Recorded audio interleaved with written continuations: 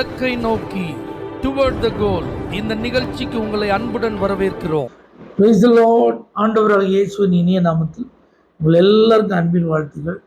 யோவான் எழுதின சுவிசேஷம் 15ஆம் அதிகாரம் 13ஆம் வசனம். ஒருவன் தன் சிநேகிதருக்காக தன் ஜீவனை கொடுக்கிற அன்பிலும் அதிகமான அன்பு ஒருவரிடத்திலும் இல்லை. தன் ஜீவனை கொடுக்கிற அன்பிலும் அதிகமான அன்பு. இதை யாருக்கு நம்ம பொருத்தமாக சொல்லலாம்னா நம்முடைய ஆண்டவராகிய இயேசு கிறிஸ்து. சிநேகிதருக்கு கூட சிலர் தங்களுடைய ஜீவனை கொடுக்க ஆயத்தமாயிருவாங்க. ஆனால் ஒரு பாவியான நபருக்கு ஜீவனை கொடுக்க ஆயத்தமாவாங்களா? அது யோசிக்க வேண்டிய ஒரு காரியம். ஆனால் நமக்காக இயேசு கல்வாரி சிலுவையில் தன்னுடைய ஜீவனை அவர் அர்ப்பணித்தார் என்று எழுதப்பட்டிருக்கிறத நம்ம விசுவாசிக்கிறோமே. இந்த இயேசு தன்னுடைய மரணத்தை குறித்து எப்படிப்பட்ட எண்ணமுடையவராக இருந்தார், தான் யாருக்காக இந்த ஜீவனை கொடுக்க போகிறேன் என்பதை எப்படி அறிந்திருந்தாரெல்லாம் பார்த்தீங்கன்னா ஆச்சரியமா.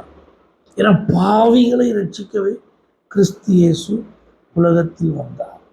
இழந்து போனதை தேடவும் ரட்சிக்கவுமே கிறிஸ்து இயேசு உலகத்தில் வந்தார். இதெல்லாம் என்ன செய்யப்பட்டிருக்கு? வேதத்தில் எழுதப்பட்டு. நம்மளாம் தேவனுக்கு பகைஞர்களாக இருந்தோம், சத்துருக்களாக இருந்தோம், பாவிகளாக இருந்தோம், சிலுவைக்கு பகைஞர்களாக இருந்தோம். ஆனால் இந்த இயேசுவின் அன்பு நமக்காக வெளிப்பட்டது. எப்படி பாஸ்டர் இதை சொல்கிறீங்க அப்படின்னு நீங்கள் கேட்டீங்கன்னா, இயேசு வாழ்ந்த நாட்களில் அவர் எங்கே மரிப்பார், எப்படி மரிப்பார், எப்பொழுது மரிப்பார் எல்லாத்தையும் பேசணும். எருசலேமில் தான் அவருடைய ஜீவன் போகும்.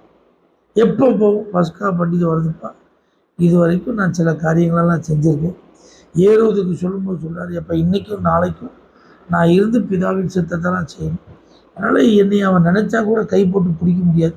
நீங்கள் போய் அந்த நரிக்கு சொல்லுங்கள். ஆனால் ஒரு குறிப்பிட்ட நேரம் வந்தபோது என்னுடைய வேலை வந்தது, மனுஷகுமாரன் ஒப்பு கொடுக்கப்படும்படியான வேலை வந்தது.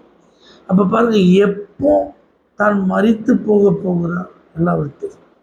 எப்படி மரித்து போக அவர் பல பாடுகள் பட்டு சிலுவையில் அறையப்படுகிறத குறித்து சீசர்களோட பேசினதெல்லாம் நம்ம பைபிளில் பார்ப்போம். அப்போ இவர் சிலுவையில் தான் தன்னுடைய ஜீவனை கொடுக்க போகிறார். அதையும் இயேசு நன்கு அறிந்து. அப்போ பாருங்கள், எங்கே, எப்போ, எப்படி இதெல்லாம் தெரிந்திருந்தும் இயேசு ஜீவனை கொடுத்தாருன்னா அதுக்கு காரணம் என் மேலேயும் உங்கள் மேலேயும் அவர் வைத்திருக்கிற அன்பு, அவர் வைத்திருந்த அன்பு. ஆகவே தேவ பிள்ளைகளே, அந்த அன்பின் நிமித்தம் தான் இயேசு தன்னுடைய உயிரையே கல்வாரி சிலுவையில் கொடுத்திருக்கிறார். அதை நினைத்து அவருக்கு நன்றி சொல்வோம். கர்த்தர் மகிமைப்படுவார். பரிசுத்த பிதாவை, எங்களுக்காக கல்வாரியில் உங்கள் ஜீவனையே கொடுத்ததற்கு நன்றி. இயேசுவின் நாமத்தில் பிதாவே, ஆமென். For prayer contact, Pastor J. J. Kumar, El Shaddai Ministries, 9500252586, Surandai.